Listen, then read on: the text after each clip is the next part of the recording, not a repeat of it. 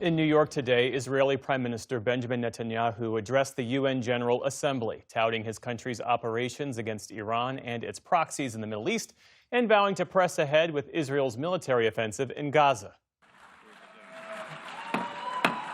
Please, order in the hall.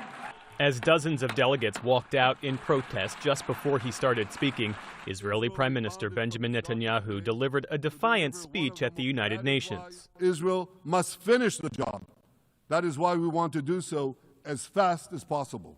A speech that at times included visual aids, placards, maps, and charts. Let's do a pop quiz. In defense of Israel's intensifying expansion into Gaza. But regrettably, many leaders who are represented in this hall, they send a very different message. He also delivered a sharp rebuke to nations that have acknowledged a Palestinian state. Your disgraceful decision will encourage terrorism against Jews and against innocent people everywhere. President Trump understands better than any other leader that Israel and America face a common threat. That's as President Donald Trump today said he was close to forging a deal to end the war in Gaza, offering few details. It's looking like we have a deal on Gaza, and we'll let you know. I think it's a deal that will get the hostages back. It's going to be a deal that will end the war. It's going to be a deal it's going to be peace. It's not going to happen. It follows the president's comments yesterday vowing he won't allow Israel to annex the West Bank. For decades, the very idea of peace between... In an unprecedented move, the Israeli military today broadcast Netanyahu's UN speech into Gaza. I've surrounded Gaza with massive loudspeakers in the hope that our dear hostages will hear my message. Meantime, in Gaza City today, the chaotic aftermath of another Israeli airstrike. They said they were going to the south. Then we heard they were bombed. They were all martyred. We are all displaced, moving from place to place. What is our fault in all this? What have we done? Hope for an end to the war still nowhere in sight. Also today, the U.S. Supreme Court is letting the Trump administration move forward with freezing $4 billion in foreign aid that had been allocated by Congress. Mr. Trump said last month that he would not spend the money and instead invoked something called a pocket rescission. That's a rarely used maneuver that allows Mr. Trump to bypass Congress to hold up the funds.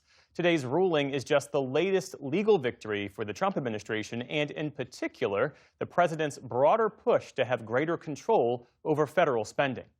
A wide range of industries are bracing for the latest round of President Trump's tariffs, which are set to take effect next week. Major pharmaceutical companies are hoping to avoid the worst of his planned 100% tariffs on imported medicine. Officials say there are carve-outs for companies that are already building plants in the U.S. and for countries who already have deals with the Trump administration. President Trump also announced tariffs of 50% on kitchen cabinets, 30% on upholstered furniture, and 25% on heavy trucks, all set to kick in on Wednesday. Federal officials say they've removed an immigration officer from his current duties after an altercation at a Manhattan immigration court.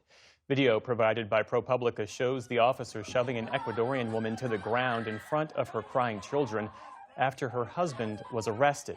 She had been pleading with him in Spanish, saying at one point, "You don't care about anything." In a statement today, the Department of Homeland Security said the officer's conduct is unacceptable and beneath the men and women of ICE. The incident is a rare example of the Trump administration's holding ICE officers accountable for their behavior. Sinclair Broadcasting and Nexstar are ending their blackouts of Jimmy Kimmel's late-night program. That means the show is set to air across all ABC affiliates across the nation tonight. The two major broadcast owners had continued preempting Kimmel's program even after Disney ended its suspension earlier this week. Disney had suspended Kimmel last week for his comments following Charlie Kirk's murder. In a statement today, Sinclair wrote, quote, "We take seriously our responsibility to provide programming that serves the interests of our communities while also honoring our obligations to air national network programming."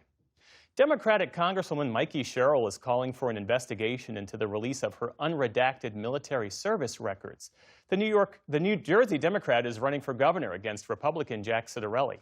The documents came to light after an ally of Ciattarelli filed a Freedom of Information Act request for her military file. The National Archives apologized to Sherrill after releasing documents that included personal information like her Social Security number and home address. An official with her campaign says the Trump administration may have violated federal law with the release. On Wall Street today, stocks closed higher to end the week. The Dow Jones Industrial Average gained roughly 300 points. The Nasdaq added around 100 points, and the S&P 500 snapped a three-day losing streak. Activist and fugitive Assata Shakur has died. She was born Joanne Chesimard and in her 20s joined the Black Panther Party and later the Black Liberation Army. In the 1970s, she was given a life sentence for the fatal shooting of a New Jersey state trooper. She maintained her innocence and escaped from prison, fleeing to Cuba, where she lived under political asylum for the rest of her life. Here she is in 1998, speaking to NBC News from Havana. I never received justice, and I escaped, A, because I was afraid for my life, and B, because I knew that I would never receive justice.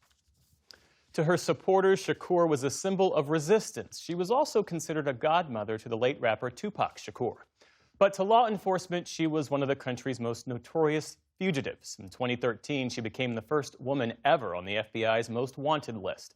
Cuban officials say she died of health conditions in advanced age. Assata Shakur was 78 years old.